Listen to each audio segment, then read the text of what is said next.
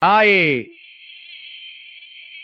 Mis jóvenes exploradores, la pañoleta o pañuelo Scout es un trozo de tela triangular que se lleva arrollado al cuello, dejando que la punta caiga suavemente sobre la espalda. Su origen proviene de mis días de campaña en África, donde los hombres de la frontera la usábamos para protegernos de los ardientes rayos del sol y del polvo. Cada tropa o grupo adopta un color o combinación completamente diferente. Al portarla, demostráis vuestra identidad y os unís a nuestra inmensa hermandad mundial. Grabad esto en vuestra mente. El honor de vuestra tropa está íntimamente ligado a esta prenda, por lo que es vuestro sagrado deber conservarla siempre limpia y perfectamente arreglada. Para sujetarla a la garganta podéis usar un nudo holgado o un pasador, al que llamamos canuto o woggle, que puede estar hecho por vosotros mismos con materiales como cuerda, hueso, cuero o metal. Un verdadero scout sabe que la pañoleta no es un simple adorno.